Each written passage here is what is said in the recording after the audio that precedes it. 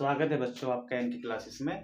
और आज हम क्लास 10th के लिए उत्तल लेंस की फोकस दूरी का सूत्र का निगमन करने जा रहे हैं। ठीक है, तो इसे आप ध्यान से समझें।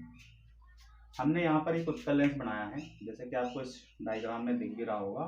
और इसमें एक ऑब्जेक्ट हमने ए बी लिया, जिसका प्रतिबिंब कहाँ बना, ए डैश बी डैश बना। ठीक है, तो ये प्रतिबिंब किस तरह से बनाया जाता है ये हम लास्ट वीडियो में पढ़ चुके हैं। तो उन्हीं प्रतिबिंब में से हमने कोई एक कंडीशन, देखिए आप कहीं भी वस्तु को रखिए, आप यहाँ भी रख सकते हैं, C1 पर भी रख सकते हैं, F1 पर भी रख सकते हैं, कहीं पर भी इस वस्तु को आप रखकर एक केस लीजिए, एक स्टडी कीजिए इसको कि प्रतिबिंब किस तरह से बनाया जाता है। और उन्हीं में से हम एक इस केस को लेकर यहाँ पर फोकस दूरी के सूत्र का निगमन करने जा रहे हैं। ठीक है, तो इसके देखा जाए तो कई डायग्राम है प्रतिबिंब बनाने के, जो हम लास्ट वीडियो में पढ़ चुके हैं। उन्हीं में से हमने एक केस लिया कि जब वस्तु कहाँ रखी हो, C1 और F1 के मध्य। ठीक, तो यहाँ से प्रथम किरण गया, चलिए मैं यहाँ पे निशान में लगा देता हूँ। ये आपकी प्रथम किरण है, F2 से निकल गया, और ये आपकी सेकंड किरण है जो O से गया और सीधे ही अपवर्तित हो गया। तो जहां क्रॉस किया वहीं इसका प्रतिबिंब बन गया। ठीक, ये सब कुछ पीछे हम पढ़ चुके हैं। अब देखिए वस्तु है, तो वस्तु की दूरी हमने यहाँ पर -u लिया है। ठीक, इसको मैं थोड़ा सा समझा देता हूँ। माइनस प्लस का क्या सिद्धांत है, जैसे कोऑर्डिनेट पढ़ते हैं हम x और y लाइन। ठीक है, तो जब हम x लाइन पर इस तरफ चलते हैं एरो के निशान की दिशा में, तो ये आपका प्लस होता है, और इस साइड चलेंगे तो ये आपका माइनस होता है। तो ठीक वही सिद्धांत है कि अगर हम इस चीज को O बिंदु पर रखें तो इस साइड पर जाने पर ये जितनी भी दूरी आएगी वो आपकी पॉजिटिव हो जाएगी, प्लस में हो जाएगी, और इस साइड चलने पर नेगेटिव हो जाएगी, जैसा कि इस डायग्राम में आपको दिख भी रहा होगा। ठीक है, तो प्लस माइनस का खेल समझ में आया आपको। अब हम आगे चलते हैं। हमने इसमें कुछ चीज मानी हुई है, जैसे ए बी क्या है, तो ए बी बराबर MO। अब ये देखिए ए बी MO, क्योंकि पैरेलल लाइन है, समांतर लाइन है, इसलिए एक दूसरे के बराबर होंगी, तो इसे हमने वस्तु की लंबाई को प्रदर्शित किया है। ठीक है, अब देखिए OF2 क्या है, तो OF2 है फोकस दूरी, लेंस की फोकस दूरी। क्योंकि लेंस कौन सा है, उत्तल लेंस, तो फोकस दूरी इसका प्लस में ही होगा। चाहे तो आप इसके यहाँ से समझ लीजिए कि हम यहाँ से यहाँ चल रहे हैं, तो ये आपका पॉजिटिव होगा। ठीक है बच्चों, अब आगे देखिए OB क्या है, वस्तु की दूरी। अब चूंकि ये वस्तु AB है, ये लेंस से U दूरी पर है। ठीक, तो ये -u इसलिए आया क्योंकि हम कोऑर्डिनेट सिस्टम में चलते हैं, तो इस डायरेक्शन में आ रहे हैं, इसलिए ये माइनस होगा। ठीक है, OB डैश, ये आपका पॉजिटिव V होगा। क्यों, क्योंकि अब देखिए डायरेक्शन कहाँ से है, लेंस यहाँ पर है और हम चल रहे हैं इस तरफ, तो ये कैसा होगा, पॉजिटिव, क्योंकि कोऑर्डिनेट सिस्टम यही कहता है। ठीक है बच्चों, तो इस जो भी हमने इसमें चीजें मानी हैं वो हमने यहाँ पर शो कर दिया, प्रदर्शित कर दिया है। अब सिद्ध करने के लिए हम क्या करेंगे, अब देखिए फोकस दूरी के सूत्र को निगमन करने के लिए हम इसमें त्रिभुज लेके चलते हैं ABO। ठीक है, तो हमने लिया त्रिभुज ABO तथा सेकंड त्रिभुज कौन सा लेंगे, OB डैश A डैश। ठीक है बच्चों, OB डैश A डैश। देखो ध्यान से समझना, हम हमेशा दो त्रिभुज लेकर चलेंगे, ABO, ये पहला त्रिभुज हो गया। आप डायग्राम में देखें ABO, ये आपका पहला समकोण त्रिभुज है, क्योंकि राइट एंगल है, यहाँ पे 90 डिग्री का कोण बनेगा, तो ये आपका समकोण त्रिभुज कहलाएगा। इसी तरह से जो दूसरा त्रिभुज होगा वो ठीक इसके अपोजिट है, OB dash A dash, OB dash A dash. ठीक है, और ये दोनों ही त्रिभुज कैसे हैं, एक दूसरे के समरूप हैं। तो हमें क्या लिखना है, त्रिभुज ABO तथा त्रिभुज, हम यहाँ पे त्रिभुज का निशान लगाते हैं, OB डैश A डैश, दोनों कैसे त्रिभुज हैं, दोनों एक दूसरे के क्या हैं, समरूप हैं। अब देखिए जब ये दो त्रिभुज समरूप होते हैं तो उसमें हम प्रमेय लगा सकते हैं। कौन सा प्रमेय, कि जो भुजा है, संगत भुजा, उनका रेशो यानी अनुपात वो बराबर होते हैं। देखिए अब इसमें देखिए AB, इस त्रिभुज में आपकी ये भुजा ले रहे हैं हम AB, तो हमने यहाँ लिखा AB। ठीक, रेशो लगाया यानी अनुपात का निशान था, यानी बटे का निशान आएगा इसमें। तो ए बी, अब इस त्रिभुज में तो हमने ये भुजा लिया, तो दूसरी त्रिभुज में भुजा कौन सी लेंगे इसके संगत, ए dash B dash, A dash B dash. तो हम यहाँ पर ए डैश बी डैश लिखेंगे और ये इक्वल होगा। अब इस त्रिभुज की दूसरी भुजा लेते हैं बी ओ, ठीक है। देखिए अगर आप लेंस के केंद्र बिंदु ओ से चलते हैं तो हमेशा ध्यान रखना जो दूरी लोगे आप वो ओ से ही लेना है। तो हम ओ से चलते हैं बी की साइड में, तो ये हो जाएगा ओ बी, ठीक है। तो ये हो जाएगा आपका ओ बी, ठीक। अब ये दूरी ले लिया हमने यहाँ से। अब ये जो दूरी है ये आपका इस त्रिभुज में है ए बी ओ में, इसके संगत जो दूसरा त्रिभुज है उसमें कौन सी भुजा होगी, तो ये हो जाएगी आपकी ओ बी डैश। तो हम यहाँ पे क्या लेने जा रहे हैं, रेशो में ओ बी डैश, ठीक है बच्चों। बड़े ध्यान से समझना, दोनों त्रिभुज एक दूसरे के समरूप हैं, तो इनके जो भुजाओं का अनुपात होगा वो आपका इस तरह से निकाल सकते हैं, बराबर होंगे, ठीक। अब चलते हैं हम दूसरे त्रिभुज की, इसको समीकरण 1 मान लेते हैं, इसे यहीं छोड़ देते हैं। अब चलते हैं दूसरे दो त्रिभुज की ओर। अब दूसरा दो त्रिभुज कहाँ मिलेगा हमें, तो ध्यान से देखिए डायग्राम में एम ओ एफ टू, ये भी एक त्रिभुज है, देखो एम ओ एफ टू एक त्रिभुज ये दिखा, और इसके संगत दूसरा त्रिभुज कहां से दिखेगा आपको, यहीं से देखिए F two B dash A dash, F two B dash A dash. तो हमने इसमें भी दो त्रिभुज ढूंढ लिए, तो यहाँ पे लिखिए आप त्रिभुज M O F two, M O F two, तथा अब दूसरा त्रिभुज कौन सा होगा, तो F two B dash A dash, F two B dash A dash, ठीक है बच्चों। अब ये भी त्रिभुज कैसे हैं, तो ये दोनों क्या हैं, एक दूसरे के समरूप हैं, ये भी समरूप हैं, तो हम यहाँ पे लिखेंगे समरूप हैं, ठीक। तो देखिए ये भी त्रिभुज दोनों समरूप हैं, तो ठीक इसी तरह से इनका भी रेशो निकालते हैं। अब इसमें फिर आप ले लीजिए एम ओ,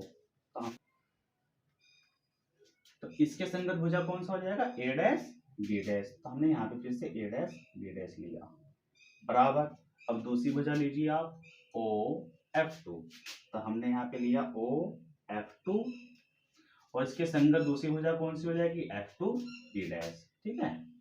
तो एफ टू बी डैश, इसे इक्वेशन 2 मानने से पहले अब यहाँ पर एक नजर डालिए, ए बी किसके बराबर था, एम ओ। तो हम कह सकते हैं जो एम ओ है इसके स्थान पर हम ए बी लिख सकते हैं। तो हम क्या करेंगे, यहाँ पर कंडीशन लगा देते हैं A B is equal to M O, तो बी सही से बना देते हैं, A B is equal to M O. तो क्या होगा कि जहां पर एम ओ है उसकी जगह हम लेंगे ए बी। तो हमने यहाँ पर ए बी लिया और फिर इसको हमने ए डैश बी डैश कर दिया, ठीक, इसमें कोई चेंज नहीं है, और ये हो जाएगा आपका O F two upon F two B dash, ठीक। इसे इक्वेशन नंबर 2 मान लेते हैं। तो यहाँ तक आपको समझ में आया कि भाई इक्वेशन किस तरह से बना है। अब देखिए यहाँ पे भी A B A dash B dash, यहाँ भी A B A dash B dash. तो हम क्या कह सकते हैं कि समीकरण 1 और समीकरण 2 से जब इसकी लेफ्ट साइड बराबर है तो राइट साइड भी बराबर होगी, ठीक है। तो आप इसे नोट करें और फिर हम इसको आगे चलते हैं।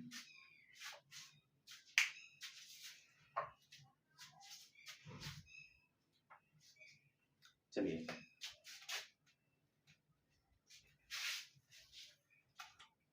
तो यहां ध्यान दीजिए, समीकरण 1 व 2 से जो इसकी राइट साइड है उसको हम बराबर रखने जा रहे हैं, क्योंकि लेफ्ट साइड बराबर है। तो ये हो जाएगा आपका O B on O B dash और is equal to O F two upon F two B dash, ठीक है प्यारे बच्चों। ये समझ में आया आपको, लेफ्ट साइड के बराबर है तो राइट साइड के बराबर होगा, वही हमने यहाँ पर दिखाया है, ठीक है। अब हम आगे चलते हैं और इसकी वैल्यू ढूंढने की कोशिश करते हैं। देखिए ओ बी कितना है, माइनस का यू। तो आप ओ बी के स्थान पे क्या रख सकते हैं, माइनस यू। ठीक, इसके बाद ओ बी डैश देखिए कहां पर है, ओ बी डैश ये कितना है, प्लस का भी, तो हम यहाँ पे क्या रख सकते हैं, प्लस का ई। ठीक है बच्चों, ओ एफ टू, अब जरा ओ एफ टू देखते कहां पर है, ओ एफ टू ये कितना है, प्लस का एफ, यानी फोकस दूरी है प्लस का एफ। ठीक, जो जिसका जैसा चिन्ह आ रहा है प्लस माइनस वैसे ही आपको यहाँ पर रखना है। अब एफ टू बी डैश देखिए कहां पर है, एफ टू बी डैश।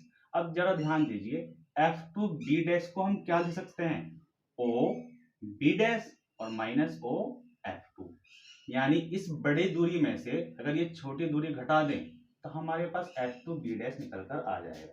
तो हमारे पास एफ टू बी डैश का डायरेक्ट मान नहीं है, इसलिए हम क्या करेंगे, इसको ओ बी डैश, हमने लिखा ओ बी डैश, यानी बड़ी दूरी में से ये छोटी दूरी माइनस करेंगे ओ एफ टू, तो ये हो जाएगा ओ एफ टू, यानी बड़े में से छोटा घटा दिया तो शेष क्या बचा आपके पास, एफ टू बी डैश, यानी एफ टू बी डैश ही तो चाहिए था हमें, तो हम इसके स्थान पर यही लिख सकते हैं। ठीक है, इसके बाद अब इसकी वैल्यू रख दीजिए क्योंकि हमें इसकी वैल्यू मालूम है, तो ये हो जाएगा आपका माइनस का यू और प्लस का वी। ठीक, ये आपका प्लस एफ है ही। अब यहां ध्यान दीजिए, ओ बी डैश क्या है, ओ बी डैश ये आपका प्लस भी है, तो हम यहाँ पे प्लस भी लिखेंगे और माइनस लगाएंगे। इसके बाद ओ एफ टू देखो क्या है, ओ एफ टू ये आपका एफ है, तो फिर हम यहाँ पर जो है एफ लगाएंगे, यानी प्लस का एफ, तो हम यहाँ पर ब्रैकेट लगा देते हैं। ठीक है, यानी जो भी इसकी वैल्यू थी वो हमने यहाँ पर रख दी। अब आपको क्या करना है, इसे मैं रख कर देता हूं यहां से,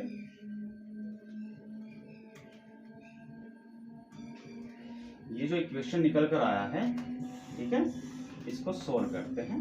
अब तो बाकी मैथमेटिक्स है, ध्यान दीजिए, एक एक को पकड़िए और इसकी मल्टीप्लाई करते चलिए। तो ये इक्वेशन ध्यान दीजिए, ये इक्वेशन मैं यहाँ लिखने जा रहा हूँ, माइनस का u प्लस का v। ठीक है बच्चों, बराबर क्या आया, प्लस का f, और बटे में देखो यहाँ पर है आपका प्लस का v, और ये माइनस प्लस क्या हो जाएगा, माइनस का f। ठीक, अब हमें करना क्या है, इसे क्रॉस मल्टीप्लाई कर देते हैं।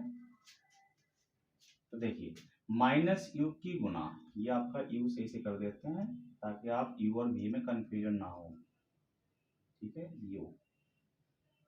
ठीक है बच्चों, अब इस माइनस यू की गुना v के साथ कीजिए तो क्या होगा, माइनस का you into v, minus plus क्या हो जाएगा माइनस, और यू की v के साथ गुना हो गया, यू ही हो गया।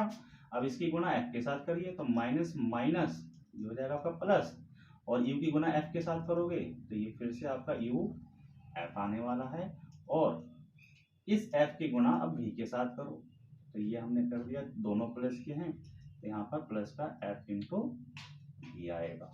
ठीक है बच्चों, इक्वेशन आ गई हमारे पास। अब इस इक्वेशन को क्या करना है कि दोनों साइड, ठीक है, दोनों पक्षों में हम क्या करने जा रहे हैं, यू भी एफ से भाग देने पर, भाग दे दीजिए इसको,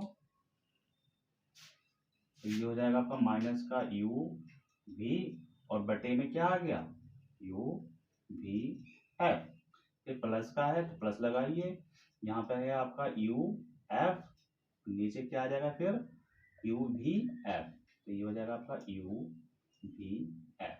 ठीक है, बराबर है, बराबर लगा दो, यहाँ पर क्या है प्लस का एफ भी, तो नीचे में क्या आ जाएगा यू भी एफ।